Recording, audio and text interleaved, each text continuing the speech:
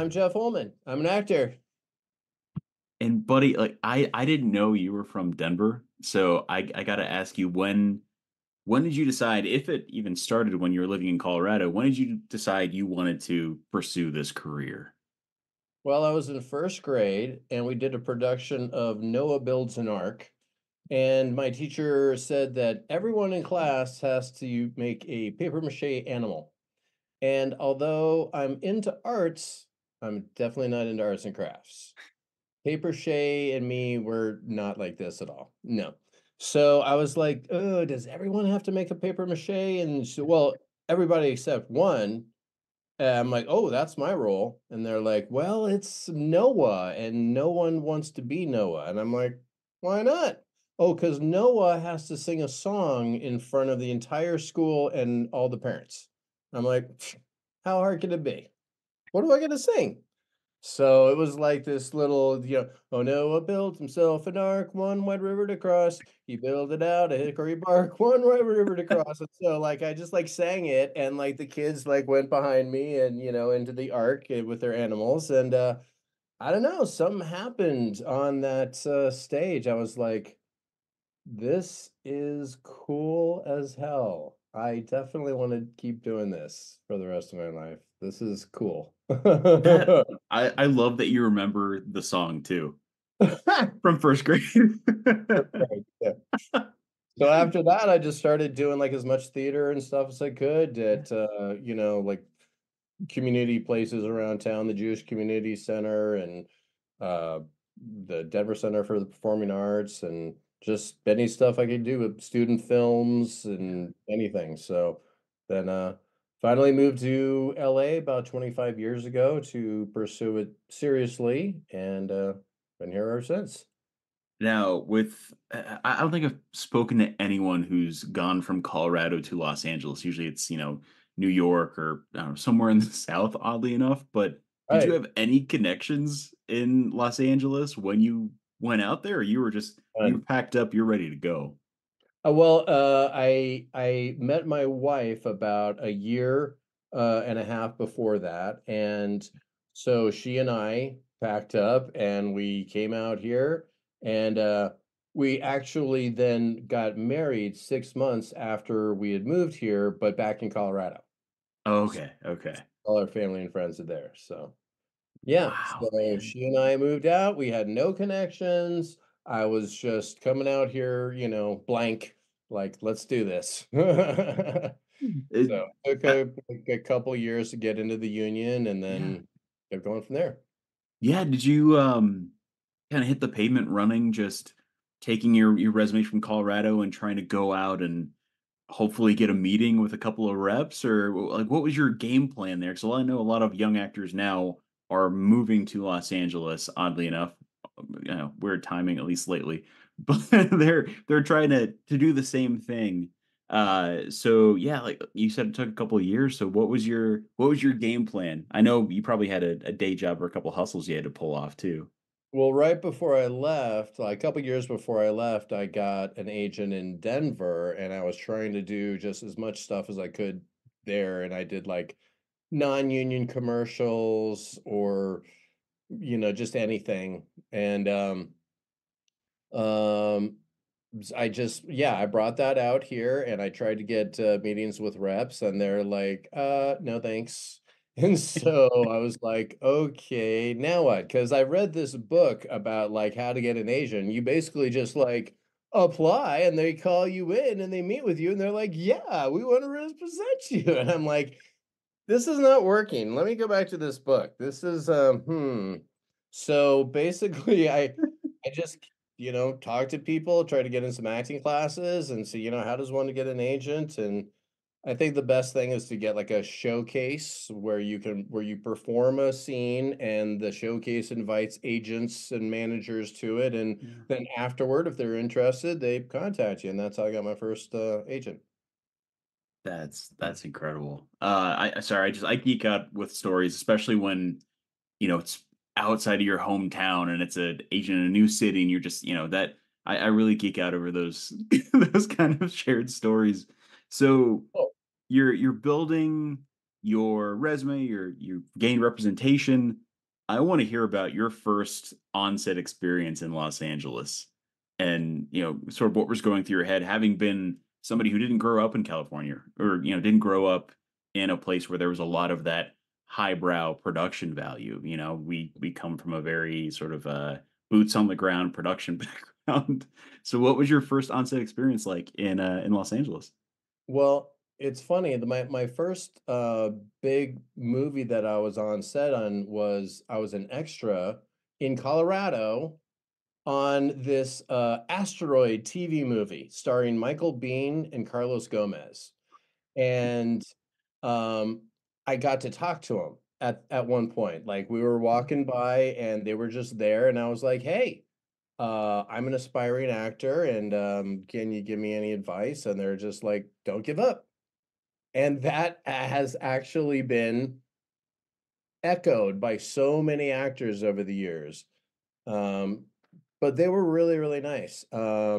So that was really like my first professional on-set experience. But when I got here and I was like actually doing real work where I was like saying lines, um, that was what was the first thing? I want to think that the first thing was like hang time. Oh, Uh, nice. I was like this, enforcer guy, like, the the kids had sold people sweats, like, to as a money-making scheme, and they, like, shrunk way bad in the wash, and so I came in these super shrunk sweats, and I'm like, "We want our money back now." And they're like, "Oh, or we could just give you your money back." So, it was so exciting to be, like, there on the like, as soon as I walk onto a lot, any Mhm. lot, I get this palpable buzz in my chest. It's like an energy that you can just feel the creativity working around you, you just it's like, "Oh, shit is happening, and I'm right here in it. It's so cool." And then you're, like, on set doing it, and they're, like, calling the takes and stuff, and Crafty, god, I love Crafty, oh, man. I gained so much weight, No. I was here. Yeah, yeah. In fact, I completed losing 130 pounds recently. Holy crap! I was about to say you look amazing, man. Like, Oh, what thank was your you.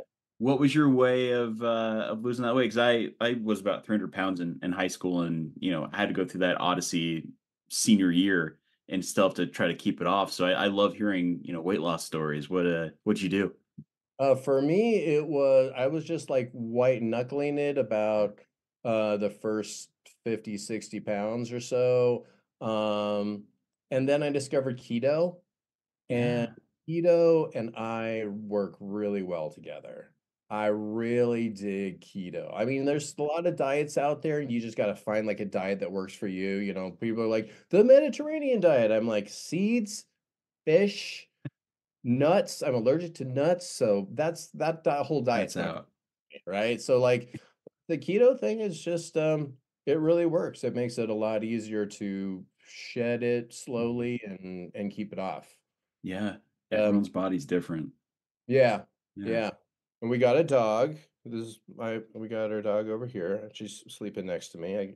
We got a German Shepherd, from a rescue organization out here in LA, and Nice. so I would just walk her around the village, for, like, an hour every day and then go work out for an hour and just, like, took about 5.5 years to just, like, slowly bring it on down, so Yeah, the healthy way. yeah, that's Yeah, right. I yeah. looked at, like, that bariatric surgery, and I was like, 25% complication rate? I don't think so. No, that sounds really bad.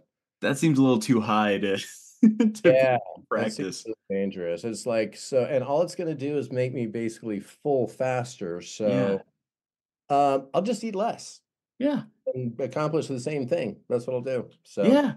it's hard. You gotta keep keep at it.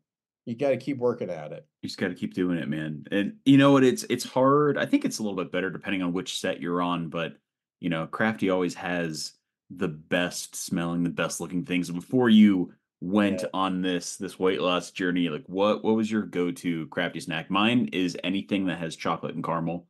I have yeah. to just smell it and walk away. Uh, my god. But, like, what's your guilty pleasure, dude? Chocolate and peanut butter. I remember, Oh, for this, I was on this Coors Light, commercial, and they had Reese's Sticks, and I swear to God, I ate every stick they had. Like, I would, like, come and, like, yeah, grab a couple, and then an hour later, come grab some more, an hour later, I'm like, "That's it, they're all mine now." Yeah, I eh, love those things. through a 12 to 16-hour day, it's really easy to forget you just had one of those, like, 5 minutes ago, right? It is, and you Yeah. need that energy, you gotta keep your spirits up, so. They're hoping you don't crash before, your I almost said margarita, your martini shot's done. Um, Man, I love that you took the time and you didn't go on to say, like, I don't know, some kind of pharmaceutical to do it within 6 months. You did it naturally, so it'll change your body's physiology, and it'll, in essence, just you're a whole new being at this point.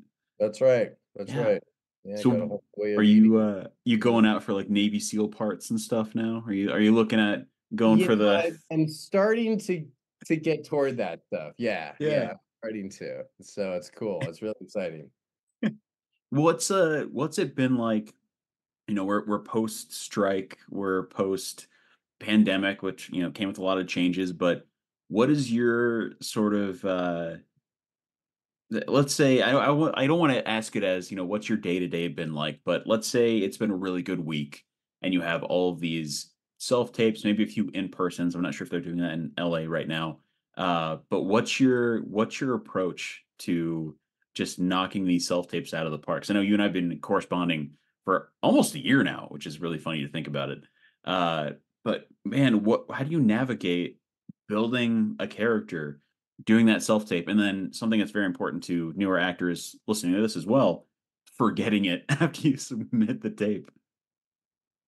I think the key is just, keep going over it and over and over it because, that's how you're gonna learn the lines better, and that's how you're gonna and by going over and over it, I mean, like, you memorize the lines. You're not just reading it over and over, you're going to once you memorize it, then you like, live it. You, like, live in it, and you you you see how it feels, and then you put it down, and then you go back and you pick it up, and you, work it again and see how that feels, and you come up with different like, "Oh, this would make a great transition here. I'll put this in here," um, and there's definitely a lot of, like, more structured ways to go through it, and a lot of acting classes have, like, first you break it down and you go through and you read it, in first person, just the stage directions, and then you think about, did it go positive to negative or negative to positive? And I think that some of those can be very helpful. Mm, um but for me, I like to just feel it over and over again, and work on it that way. that's cool. Yeah, I like that. And like Especially you in said, then at the end, you yeah, gotta drop it and not think about it again. yeah. And if someone asks you like, "Oh, how'd that audition go?" You're like, "I don't even know. I think it went well. I don't know. I forgot about it already." That's what you wanna do. You literally wanna think about it. Some of my friends are like, "Oh, I auditioned for that thing 2 weeks ago, and I haven't heard about it, but I could still hear for another week." I'm like, "Dude, you're thinking about it too much. Let it go. Yeah. But you just gotta do it, let it go, put it out to the universe, and get on with your life." Isn't it funny how the ones you somehow just forget automatically, those are the ones that you're probably booking, where you get a text 5 days later? It totally happened. I remember, specifically on, Silicon Valley, directed by Yeah. Mike Judge. Oh my god, one of my idols. And, I did the audition, and it was, like, literally a month and a half later, and they're like, "You booked Silicon Valley." I'm like, "I never auditioned for Silicon Valley. I don't know what you're talking about." They're like, "Well, you booked it." And I'm like, okay, that sounds great. They probably had me confused with someone else." And they're like, "You were blah, blah." I was like, "Oh." Oh, that was so long ago. I figured I didn't get that like a week after I did it. So yeah, Yeah. yeah, you're right. The ones that you just forget about, then you're like, oh, awesome. Right. This is nice. Excellent. Yeah. Yeah, Yeah. but it's much better than thinking about it, and Mhm. then when you eventually realize you didn't get it, then you're, like, depressed, "Why didn't I get it?" And then the worst thing to do is to seek out who booked it, and then, like, compare yourself to that, like, you're like, "I gotta find that episode of CSI that I didn't book. I wanna see who booked it instead of me." Like, "Mm-mm, no, no, Yeah. let it go, just let it go." Yeah. Isn't Yeah. comparison the thief of success in this business? You It know? absolutely is, Yeah. absolutely. You gotta be happy for your own successes and then just don't compare yourself, because there's always gonna be someone who's doing better than you are.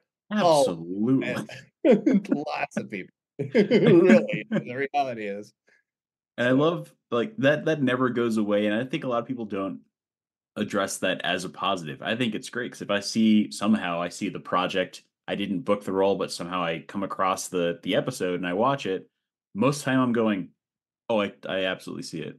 right. There's I didn't fit that. You Oh, yeah, know? I didn't fit Yeah. that at all. Oh, that dude's way older than me. That dude's way older than I am. Oh, they were looking for an old guy? No wonder I didn't book that. Okay, no big deal. Well, Speaking of yeah, try not which, to seek it out. do you have you don't have to go through like the title or tell us what the project is, but is there an audition you've done where you did not fit the specs whatsoever and you were just kind of flabbergasted that you you retrieved More or not than retrieved, you got this one? Yeah. More than once. You look at the specs and you're like, "Why did my agent send this to me? Yeah. No chance of booking this, ever." Yeah. I'll give you a perfect example, Better Things. Better Things, they Really? were looking for a native, New Orleans speaker, um, to play a maitre d', and they're looking for someone in his 50s and 60s. And I'm like, this is I don't even know why I'm going on this audition. This is so dumb. Like, I'm not anywhere close to these specs, and so I'm like, "All right, well, let me try and figure out what this accent is." So, I worked on I discovered, oh, there's actually 5 different accents for New Orleans. Oh, great. Okay, so now I gotta, like, try to familiarize myself with at least a couple of them, and, pick a couple, and then I went in there a little bit early, and on this particular audition, they didn't give the sides out early. They're like, "You have to come here, sign in, then we'll give you the sides." So it's like a cold reading. Well, I'm awesome at cold reading because I, like, memorize really fast. And so I, like, got it, ahead of time, and I asked the casting assistant, I'm like, "So what New Orleans accent are they going for? Is it, Uptown Garden District? Is it, downtown? Is it, Creole? Like, what a" and she's like, "No, it's Uptown Garden District." I'm like, "Okay, great. I know what that is, no problem."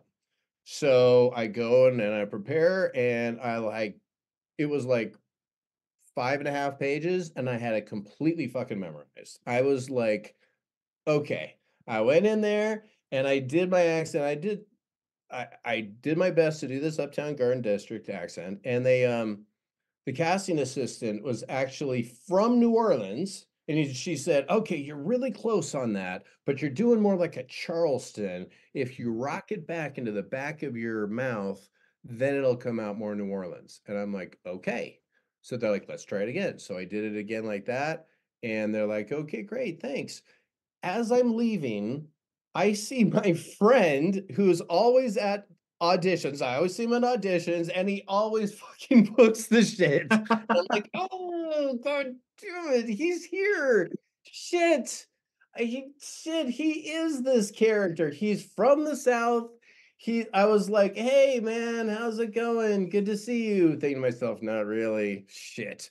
And then and I'm like, "Great, you're here, awesome, good for you." And I'm like, "What's going on with you?" He's like, "Oh, I'm living in Louisiana right now." I'm like, Okay, all right, got it. Okay, so that's it. I'm not even gonna. I was like, "You go book that. Good for you, Mhm. man. This is your role. Good for you." And I just left. I'm like, I'm not gonna book that." And then they call me a week later and they're like, "You booked it."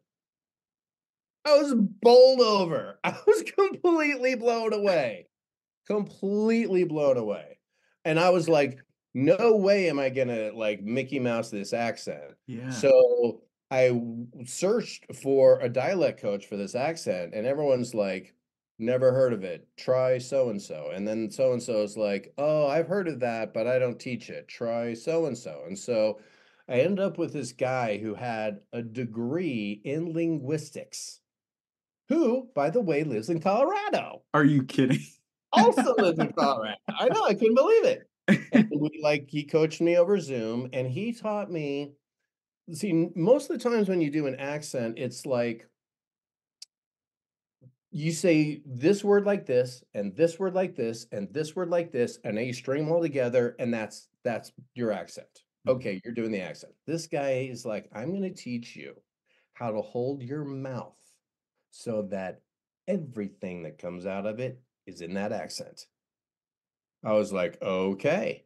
And so, basically, it's like you kinda first you start out with a Southern accent, and then you basically lie your tongue, like, in a flat way and pin your corners of your mouth, and then sure as shit, everything you say comes out like a New Orleans accent.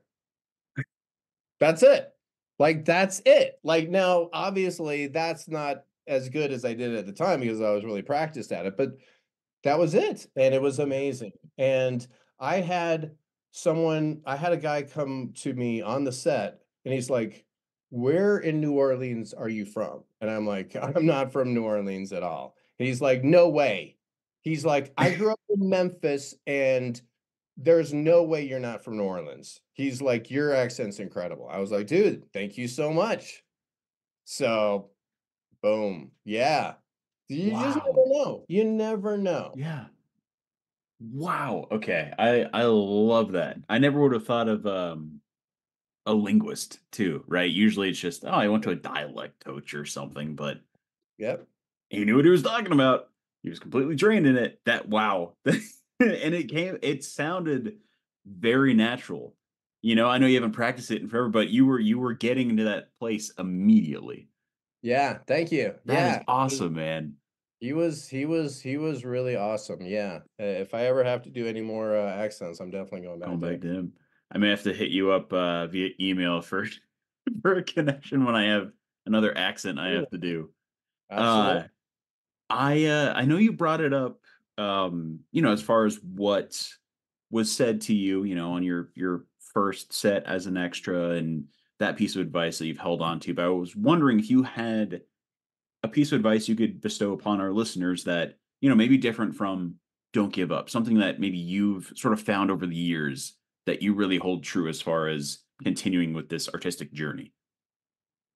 I gotta tell you, man, that's the best piece of advice is Yeah. that don't give up. I was a courier when I first came to LA, and we had accounts for all the studios, and so I delivered to a lot of the big stars, and I would ask them, "I'm a starting out actor. What's your best piece of advice?" And invariably, they would say, "Don't give up."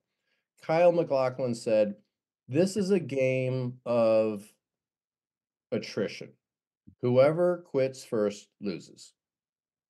And you see, like, he keeps on going and keeps on going, and I just saw he's starring in this, Fallout. Fallout, yeah. Yeah, I'm like, "Boom, dude, you are rocking it." Um, when I delivered to, Kelsey Grammer, and, he said the same thing, "Don't give up. Just don't give up, keep going. You're only one job away from completely changing your life." Um, and, Gabriel Byrne also had like a variation on that, which was sometimes the hardest thing is when you see your actor friends getting success and you haven't yet, and Mm, you just got to know that your time is coming and just yeah. keep believing that because it is. So, I think that's the best advice. Yeah. It's very concrete and very easy to follow, you know? Right? Probably the easiest tattoo you could probably get as far as acting advice as well, if you wanted That's to, it. Don't give you up. know.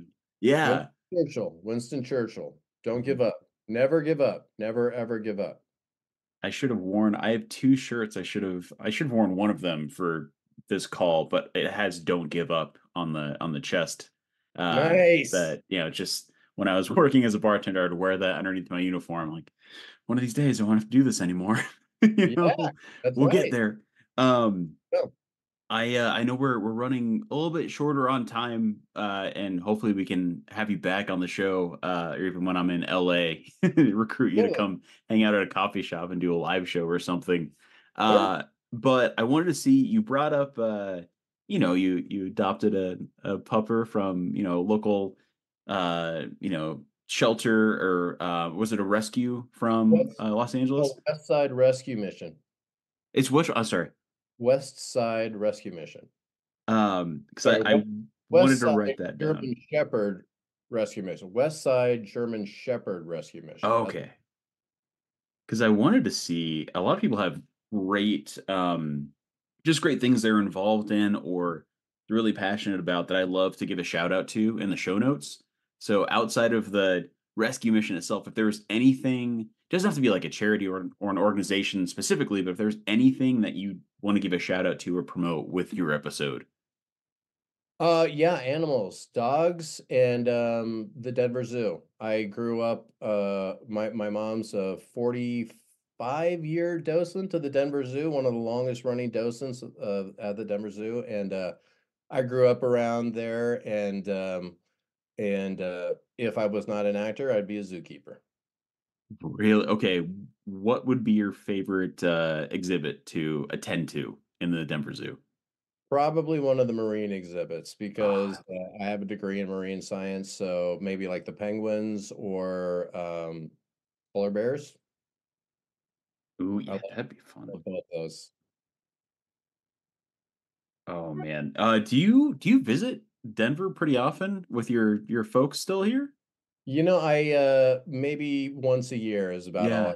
get out. Yeah, but I was just out. I was out at Christmas time, and then I came out again for my dad's birthday in at Oh, the end of cool. January. So yeah, get out That's every once awesome, man. in a while. Yeah, you Yeah, get to see love how Denver. much it's changed Yes, year over yes, year. yes. Um, Jeff, man, I don't really have like a put together closing for this episode, but I got to say, after a year of us corresponding, this was a blast just chatting with you, getting to hear more about you. And now, of all things, I want to go to the Denver Zoo. I haven't been in forever.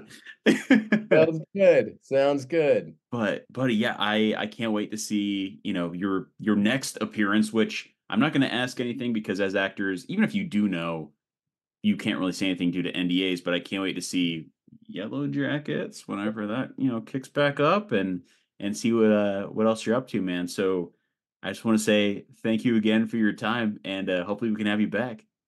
Thank you. Yes, I hope I get to go back to season 3. That would be cool. We'll Cross your see. fingers. We'll We'll start a petition. that sounds good. Yeah, more Randy Walsh. Yeah, exactly.